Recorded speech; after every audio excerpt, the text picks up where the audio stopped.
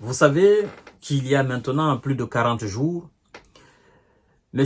Bennia et ses hommes tentent de démonter les forces du Hezbollah, mais ils ont toutes les difficultés du monde entier à le faire dans le sud du Liban, qui constitue alors le nord de l'Israël. Et ce qui a été leur force dans les rues de Hamas, donc de la Palestine, ils ont du mal à exercer la même pression, la même force dans le sud du Liban. Si ce n'est pas les opérations aériennes dans les bas quartiers de Beyrouth, la capitale libanaise, ils ont toutes les difficultés d'occuper le centimètre carré dans le sud du Liban. C'est quand même curieux. Après 40 jours, ne serait-ce qu'un petit village, petit hameau comme ça, ils n'ont pas réussi à prendre au fait. Et aujourd'hui, après avoir envoyé des ballons, de multitudes de ballons qui ont traversé l'Isra, le porte-parole du Hezbollah, Mohamed Afif, fait une déclaration à couper le souffle. Et ça vient complètement gâcher tout le plan de M. Bennia et de son état-major. Eux qui pensaient que le Hezbollah était paralysé, le Hezbollah n'existait plus, le Hezbollah n'avait plus les moyens, les capacités militaires du Hezbollah étaient réduites à 80%. Et non, c'est faux. Écoutez ce que Mohamed Afif dit, c'est le porte-parole du Hezbollah. Il dit, je cite, « Nos forces en première ligne, d'abord il dit, nous sommes prêts, d'accord, à mener cette G aussi longue, aussi féroce, aussi déterminée, n'est-ce pas, qu'elle soit. » Alors, il continue en disant ceci, « Nos forces en première ligne, je vous parle là de la sortie du porte-parole du Hezbollah qu'on appelle Mohamed Afif. Il dit, « Nos forces en première ligne disposent de suffisamment d'armes, de munitions et de provisions pour une longue G à laquelle nous nous préparons sur tous les fronts à assurer ce lundi 11 novembre 2024, Mohamed Afif, porte-parole du Hezbollah. » Il continue en disant ceci. Tout ce que j'ai dit depuis que j'ai commencé à parler de cette situation conflictuelle entre l'Israël et ses voisins, c'est ce que le porte-parole a résumé là.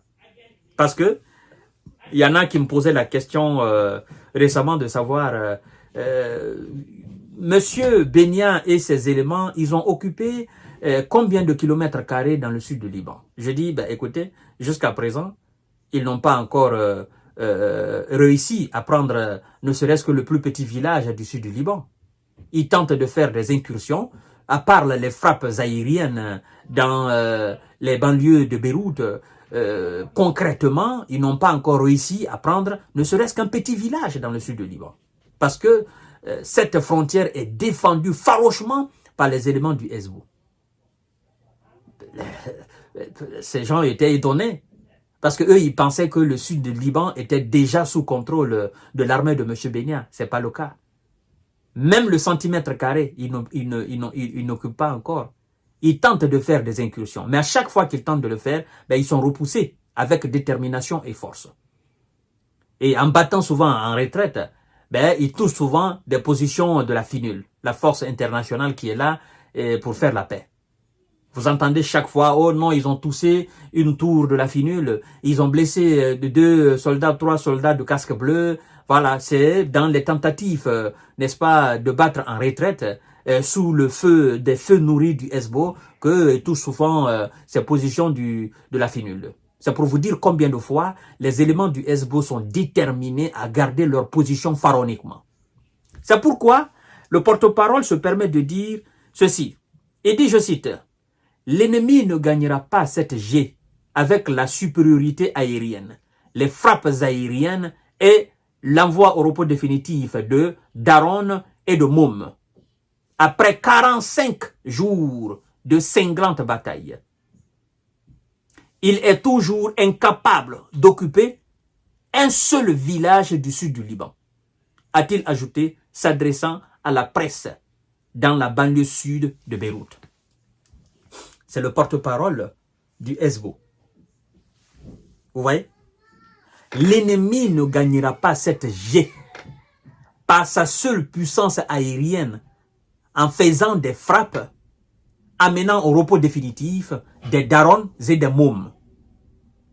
C'est pour dire quoi? C'est que j'ai dit depuis le début. À part les actions aériennes, à part les raids de l'armée de l'air de M. Bénia, l'armée de terre n'a aucune capacité de repousser. Et c'est cette même armée de terre qui peine à maîtriser les éléments terrestres du Hamas. Maintenant, je vous pose la question et vous allez certainement me donner une réponse dans les commentaires. Si le Hezbollah avait une capacité aérienne, des avions, une armée de l'air, et le Hamas avait une capacité aérienne, des avions, l'armée de l'air, pensez-vous que la force sera de même? Pensez-vous que ce que M. Bénia est en train de se permettre aujourd'hui en faisant ces raids-là, n'est-ce pas, dans le Hamas, mais aussi au Liban ou en Syrie, pensez-vous que ça aurait existé? Je veux la réponse dans les commentaires. Puisque l'armée de l'air est incapable d'occuper, n'est-ce pas, le plus petit village dans le sud du Liban, alors, si le Hezbollah et le Hamas avaient, ces deux formations avaient une force aérienne, quelle serait aujourd'hui la situation, n'est-ce pas, en Israël? Certainement, ça aurait précipité même le cessez-le-feu. Parce que, vous venez avec des avions, vous effectuez des raids aériens. Nous aussi, nous décollons avec des avions, nous faisons des raids aériens. De raid aérien en raid aérien, forcément, ça aurait poussé M. Bénia et ses éléments à réfléchir 1000 fois. Vous voyez? Donc, donnez-moi une réponse à cette question-là. Et je vous donne rendez-vous tout à l'heure pour notre série d'informations de décortiquage. Merci beaucoup.